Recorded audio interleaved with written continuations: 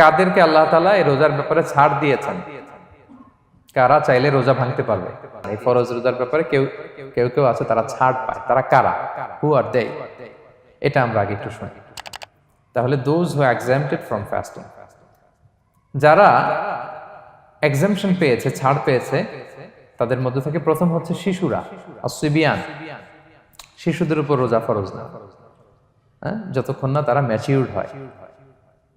শিশুদের উপর কিন্তু রোজা ফরজ না, প্রাপ্তবয়স্ক হওয়ার আগ পর্যন্ত ফরজ না। তাই বলে আবার শিশুদেরকে রোজা রাখতে বাদ সাধবেন না, রাখতে দিবেন। আমার বড় মেয়ের বয়স 8 বছর, সে গতকাল রোজা রেখেছে, সে মহা খুশি। সে কখনো অডিও কল দেয়, কখনো ভিডিও কল দেয়, কখনো ইফতারের ছবি পাঠায়।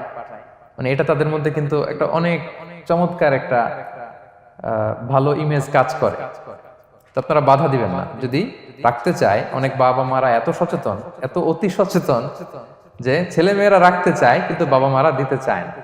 1-2 দিন না খেয়ে থাকলে বাচ্চারা মরে যায় না, কিন্তু তার মধ্যে এই যে একটা স্পিরিচুয়াল একটা কি বলবো ভাইব আসলো, একটা স্পিরিট আসলো, এটা যেন আমরা নষ্ট না করি। আমার মনে আছে বৈশাখী টেলিভিশনে একটা লাইভ প্রোগ্রামে এক ছোট্ট মেয়ে প্রশ্ন করতেছে যে, হুজুর আমি তো রোজা রাখতে চাই, আম্মু আমাকে রাখতে দেয় না, তো আম্মুকে একটু বলে দেন যাতে আমাকে রাখতে দেয়।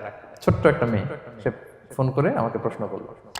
তো দেখেন যে এটা ওই বাবা মায়ের তো গর্ব করা উচিত যে আমার ছোট্ট মেয়ে 7 বছর 8 বছর, যদিও এখনো ফরজ হচ্ছে না, আরো কয়েক বছর পরে হবে, কিন্তু সে রাখতে চায়, সে সেলিব্রেট করতে চায় সে আমাকে। তো আমরা যেন তাদেরকে বাধা না দেই, আমরা যেন তাদেরকে ইন্সপায়ার করি। আমার মনে আছে আমি ছোটবেলা, তখন আমি মাদ্রাসায় ভর্তি হই নাই, আমি তখন স্কুলে পড়তাম, তো খুব ছোট, কিন্তু আমি রোজা রাখতে চাইতাম, আব্বা আম্মা দিতে চাইতো না। আমার দাদি আমাকে বলতো যে তুমি একটা কাজ করবা, তুমি সকালে স্কুলে যাবা, দুপুর 12টায় ফিরে আসবা, এসে খেয়ে ফেলবা, তো হাফ রোজা হয়ে গেল, অর্ধেক।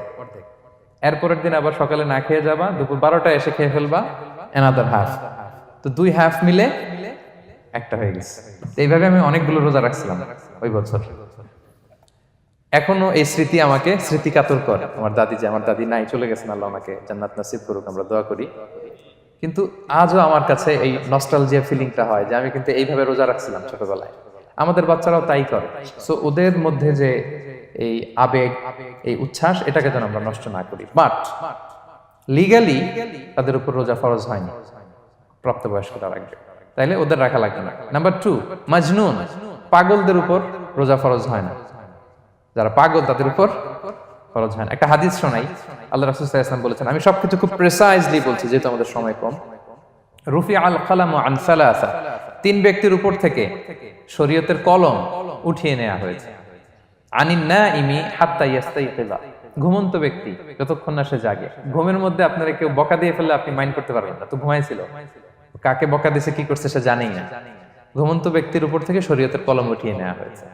আনি সবিগি হাত্তা ইয়াহতালিমা, শিশু যতক্ষণ না সে প্রাপ্তবয়স্ক হয়।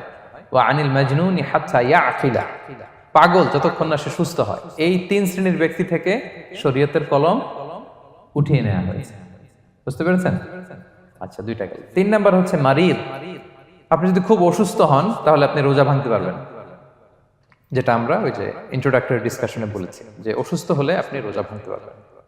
4 নম্বরে হচ্ছে মুসাফির, ট্রাভেলার, যদি আপনি লম্বা সফর করেন আপনি রোজা ভাঙতে পারবেন।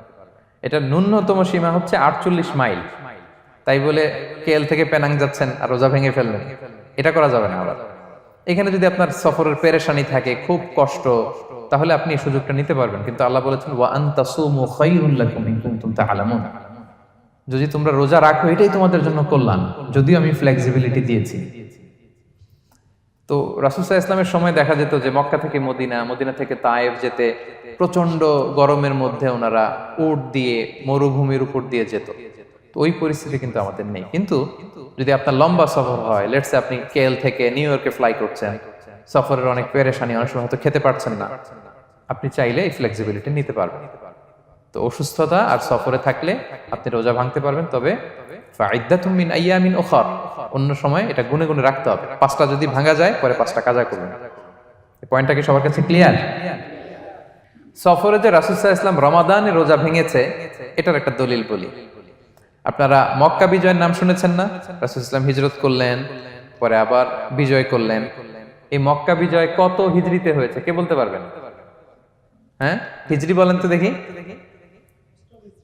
অষ্টম হিজরি, মাশাআল্লাহ। অষ্টম হিজরিতে রাসূল সাল্লাল্লাহু আলাইহি ওয়াসাল্লাম যখন মক্কা বিজয় করতে যান, এটা কোন মাস ছিল জানেন? হ্যাঁ, রমাদান মাস। রমাদানের 20 তারিখে মক্কা বিজয় হয়েছে, 20 রমাদান। তো রাসূল সাল্লাল্লাহু আলাইহি ওয়াসাল্লাম মদিনা থেকে মক্কায় যাচ্ছেন বিশাল বাহিনী নিয়ে। মক্কায় পৌঁছতে আরো 90 কিলোমিটার বাকি। আল কাদিদ নামে একটা জায়গা আছে, সহিহ বুখারীর বর্ণনা। ওই কাদিদ নামক জায়গায় রমাদানে রাসূল সাল্লাল্লাহু আলাইহি ওয়াসাল্লাম রোজা ভেঙেছিলেন, ওটের উপর বসে ঢকঢক করে পানি খেয়েছিলেন, যাতে সবাই দেখে। কারণ সবাই ভাববে রমাদানের রোজা রাখবো কি রাখবো না, সবাই আলাদা করে বলতে অনেক সময় লাগবে। রাসূল সাল্লাল্লাহু আলাইহি ওয়াসাল্লাম একটা উঁচু জায়গায় সবাইকে দেখে ওটের উপর পানি খেয়ে ফেললেন। ফলে রাসূলের দেখা দেখি সব সাহাবারা পানি খেয়ে রোজা ভেঙে ফেললো। এটা কোন মাস ছিল? সবাই বলতে হবে কোন মাস? রমাদান। রাসূল সাল্লাল্লাহু আলাইহি ওয়াসাল্লাম সফরে ছিলেন, ফলে তিনি রোজা ভেঙেছেন। দলিল পাইছেন? হ্যাঁ, আচ্ছা, সংক্ষেপ করে দিচ্ছি, লম্বা কথা সংক্ষেপ করে দিচ্ছি। আর কোরআনের আয়াত তো শোনালামই আমি, ফামান কানা মিনকুম মারিদান আও আলা সাফার ফাইদ্দাতুম মিন আইয়ামিন উখর। কেউ যদি অসুস্থ হয় কিংবা ট্রাভেল করে, চাইলে রোজা ভাঙতে পারবে, তবে গুনে গুনে পরে আদায় করে নিতে হবে। এই যে গুনে গুনে পরে আদায় করে নিতে হয়, এটারে বলে আরবিতে কদা, বাংলায় আমরা যেটাকে কাজা বলে অভ্যস্ত। বাংলা আমরা কি বলি? একটু কথা বলেন আমার সাথে, বাংলায় কি বলি? কাজা বলি। তো আপনি অসুস্থতার কারণে যদি রোজা ভেঙে ফেলেন, পরে এগুলো কাজা করবেন।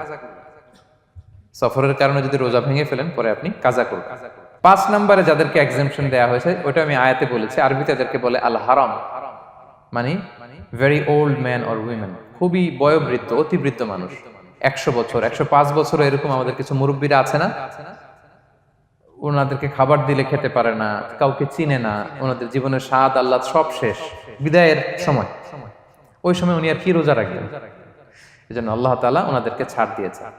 অনুরূপ ভাবে যদি এমন কোন অসুস্থ হয়, মানে মারিদুন লা ইউরজা শিফাউ, সে যে আবার সুস্থ হবে এই আশা আর নাই, এরকম ডাক্তার অনেক বলে দিছে যে ক্যান্সারের 3rd স্টেজে চলে আসছে, সে সার্ভাইভ করবে যতদিন কেমোথেরাপি দেয়া হবে। তো শেষের দিকে সে অনেক অসুস্থ, অনেক ড্রাগস নিতে হয়, ওষুধ খাইতে হয়, তার আর সুস্থ হওয়ার সম্ভাবনা নাই। এই 2 শ্রেণীর লোকদের জন্য ছাড় দেয়া হয়েছে, তাদের কাজা করা লাগবে না, কারণ কাজা তো করতেই পারবে না। কি বলেন?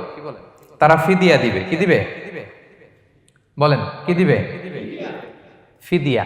ফিদিয়া হচ্ছে প্রত্যেকটা রোজার জন্য একজন মিসকিনকে 2 বেলা করে খাওয়ানো। আই রিপিট, একটা রোজার জন্য একজন মিসকিনকে 2 মিলস, বাস হয়ে গেল। 30টা যদি উনি রাখতে পারে নাই, আপনি একজন মিসকিনকে 30 বেলা 2 মিল খাওয়াতে পারেন, অথবা 30 জনকে 2 বেলা খাওয়াতে পারেন, অথবা 60 জনকে 1 বেলা খাওয়াই দিতে পারেন, অথবা এই পরিমাণ টাকা দিয়ে দিতে পারেন।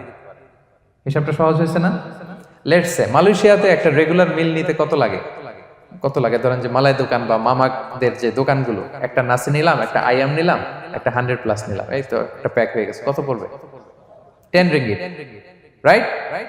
তাহলে 10 রিঙ্গিট হচ্ছে একটা মিল, আর 2টা মিল করলে 20 রিঙ্গিট। তাহলে প্রত্যেকটা রোজার জন্য 20 রিঙ্গিট করে আপনাকে ফিদিয়া গুনতে হবে। 30টা রোজার জন্য কত? 600 রিঙ্গিট। তাহলে ফিদিয়া ব্যাপারটা ক্লিয়ার হয়েছে সবার কাছে?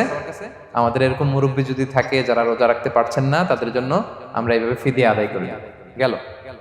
ইমাম মালিক আলাইহি রাহমা, মালিকি মাযহাবের ইমাম, উনি ওনার শেষ জীবনে খুব অসুস্থ ছিলেন। উনি ওনার শেষ জীবনের রমাদানে রোজা রাখতে পারেন নাই, এত বয়স হয়ে গেছিল, রোজা রাখতে পারেননি। তো উনি 30 জন মিসকিনকে এনে গোশত আর রুটি খাওয়াই দিছিলেন একসাথে, ফিদিয়া আদায় হয়ে গেছে।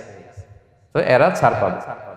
6 নাম্বার হচ্ছে আসহাবুল আমাল আশ-শাক্কা, যারা খুব কঠিন কাজ করে। এই প্রসঙ্গটা নিয়ে অনেকে অনেক ভুল বুঝে। এটা হচ্ছে এমন এমন কাজ যারা করে, যারা কাজ করতে করতে অসুস্থ হয়ে যাওয়ার সম্ভাবনা আছে, মৃত্যুর মুখোমুখি বেহুশ হয়ে যাওয়ার সম্ভাবনা, হ্যাঁ, তাদের জন্য ছাড় দেওয়া। ব্যাপারটা এমন না যে কেউ মরুভূমিতে কাজ করে সে রোজা ভাঙতে পারবে, কেউ রিক্সা চালায় কেউ রোজা ভাঙতে পারবে, কেউ স্টোন ক্র্যাশে কাজ করে সে রোজা ভাঙতে পারবে, এরকম। ধরেন যে মরুভূমিতে যারা কাজ করে, বা বাংলাদেশে সামারে যারা রিক্সা চালায়, অথবা আয়রন ফ্যাক্টরিতে যারা কাজ করে, অনেক সময় এমন হয় তারা ডিহাইড্রেশনে ভুগতে ভুগতে বেহুশ হয়ে যায় কাজের মধ্যে, এরকম হয় না? হয়। তাদের জন্য ছাড়, কিন্তু তাদের জন্য রেকমেন্ডেশন হচ্ছে এটা ফরজ ইবাদত, এটা তাদেরকে রাখতেই হবে। হয়তো নাইট শিফটে কাজ করার ট্রাই করবে, অথবা সারা বছর একটু একটু জমিয়ে রোজা রাখার চেষ্টা করবে, কিন্তু রোজা তারা রাখবে, তারা সাহুর খাবে, তারা রোজা রাখা শুরু করবে। কিন্তু মরুভূমিতে কাজ করতে করতে যদি এমন হয় যে সে বেহুশ হয়ে যাচ্ছে, মরার উপক্রম, এই পরিস্থিতিতেও সে রোজা ভাঙতে পারবে না, ইসলাম এতটা কঠিন নয়। পরিস্থিতি যদি এমন হয় তখন সে রোজা ভাঙতে পারবে, পরে সে রোজাগুলো কাজা করে নেবে। আচ্ছা, তো এই জন্য এই সমস্ত লোকদের ব্যাপারে আমাদের একটু সহনশীল হওয়া উচিত। আমাদের যে ওয়ার্কাররা গরমের মধ্যে কনস্ট্রাকশনে কাজ করে, আয়রন ফ্যাক্টরিতে কাজ করে, খুব কঠিন কাজ করে, তাদের কাজের টাইমটা কমায় দেয়া, তাদেরকে সাপোর্ট দেয়া, যাতে তারা রোজা রাখতে পারে। 7 নাম্বার হচ্ছে আল হামেল, গর্ভবতী নারী। 8 নাম্বার হচ্ছে আল মুরদি, ব্রেস্ট ফিডিং মাদার, বাচ্চাকে দুধ খাওয়াচ্ছে যে মায়েরা, ওনারা রোজা ভাঙতে পারবে। যদি ডক্টর বলে যে আপনি যদি রোজা রাখেন পেটের বাচ্চার সমস্যা হবে, রোজা ভাঙতে পারবে, পরে কাজা করবেন। অথবা ডক্টর যদি বলে যে আপনি যদি না খান তো বুকে দুধ আসবে কোত্থেকে, বাচ্চাকে খাওয়াবেন কিভাবে, ডিহাইড্রেশন হবে, রোজা ভাঙতে পারবে। এটার দলিলটা শুনেন, সুনানে আবু দাউদের হাদিস। আল্লাহ রাসূল সাল্লাল্লাহু আলাইহি ওয়াসাল্লাম বলেছেন, ইন্নাল্লাহ আযজা ওয়া জাল্লা ওয়াদাআ আনিল মুসাফিরি শাতরাস সালাহ, আল্লাহ তাআলা মুসাফিরের জন্য নামাজকে অর্ধেক করে দিয়েছেন, কসর। ওয়া সিয়ামা আনিল হামিলি ওয়াল মুরদি, আর গর্ভবতী নারী আর দুধ খাওয়াচ্ছে এমন মায়ের জন্য আল্লাহ সিয়ামকে এক্সাম্পশন দিয়ে দিয়েছেন, ছাড় দিয়েছেন, তারা চাইলে রোজা ভাঙতে পারবে। ক্লিয়ার? 9 নাম্বার হচ্ছে মেনস্ট্রুয়েশনাল পিরিয়ড যাদের হয়, যে বোনদের পিরিয়ড হচ্ছে মাসিক, রোজা রাখবে না, যতটা ভাঙ্গা গেল পরে আদায় করে নিবে।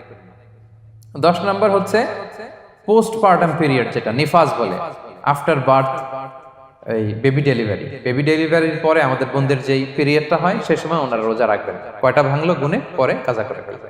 এবং আম্মা জান আয়েশা রাদিয়াল্লাহু তাআলা আনহা বর্ণনা করেন, কুন্না নাহিদু আলা আহদি রাসূলিল্লাহ, এটা একটা ন্যাচারাল প্রসেস। আমাদের আম্মা জান নবীদের স্ত্রীদেরও এটা হতো। তিনি বলতেন যে আমাদের যখন পিরিয়ড হতো, সুম্মা নাতহুর, এরপর যখন আমরা সুস্থ হয়ে যেতাম, ফায়ামুরুনা বিকাদাইস সিয়াম, রাসূল সাল্লাল্লাহু আলাইহি ওয়াসাল্লাম আমাদেরকে রোজাগুলো কাজা করতে বলতো। ওয়ালা ইয়ামুরুনা বিকাদাইস সালাহ, নামাজ কাজা করতে বলতো না। আমাদের বোনরা পিরিয়ডের কারণে যে নামাজগুলো চলে যায়, এগুলো কিন্তু পড়তে হয় না পরে, কিন্তু রোজা যদি ভাঙা হয় সেগুলো কি করতে হয়? রাখতে হয়।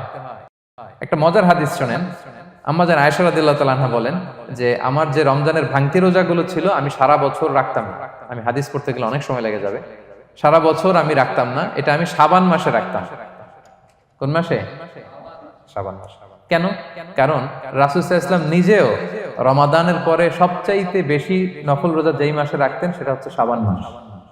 এই যে এই মাসের আগে যে মাসটা আমরা কাটায় আসলাম শাবান, এই শাবান মাসের প্রায় পুরো মাসে রাসূল সাল্লাল্লাহু আলাইহি ওয়াসাল্লাম রোজা রাখতেন। তো আম্মা জান আয়েশার যে ভাঙতি রোজাগুলো উনি সারা বছর না রেখে ওই সময় রাখতেন। হাজবেন্ড ওয়াইফ দুইজনেই রোজাদার। ব্যাপারটা সুন্দর না অনেক? দুইজনেই, যেহেতু আমার হাজবেন্ডও রাখতেছে তো আমিও এই টাইমে রাখি, এইভাবে উনি বুদ্ধি করে ওনার রোজাগুলো রেখে দিতেন। উনি শাবান মাসে রাখতেন, কারণ তিনি রাসূল সাল্লাল্লাহু আলাইহি ওয়াসাল্লামের ব্যাপারটা খেয়াল করতেন। এমন হতে পারে যে অন্য মাসে যদি উনি রোজা রাখেন, দিনের বেলায় রাসূল সাল্লাল্লাহু আলাইহি ওয়াসাল্লাম হয়তো আম্মা জান আয়েশা রাদিয়াল্লাহু তাআলা আনহা সঙ্গ পেতে চাইতে পারে দিনের বেলায়, সো এটা রাসূল সাল্লাল্লাহু আলাইহি ওয়াসাল্লামের জন্য কষ্টকর হবে, আর উনি তো রোজা রেখেছেন, সো উনিও প্ল্যান করে এমন সময় রাখতেন যে সময় রাসূল সাল্লাল্লাহু আলাইহি ওয়াসাল্লাম নফল রোজা রাখতেন, শাবানে রাখতেন। তো আমাদের বোনরা এই কাজটা করতে পারেন, শাবানে আপনারা এগুলো রাখতে পারেন। এই পয়েন্টটা শেষ। এই লোকেরা রোজা ফরজ হওয়ার পরেও ছাড় পাবে, আর যে সমস্ত ক্ষেত্রে ভাঙতে পারবে তারা পরে এগুলো কাজা করবে। কাজা মানে একটা রোজার জন্য একটা রাখা, একটার জন্য একটা রাখা। আর ফিদিয়া মানে কি একজন বলতে পারবেন? বলেন। মাশাআল্লাহ, একটা রোজার জন্য একজন মিসকিনকে 2 বেলা খাওয়ানো, আর 30 রোজার জন্য 60 বেলা। এই তো হয়ে গেল, বুঝে গেছেন আপনারা।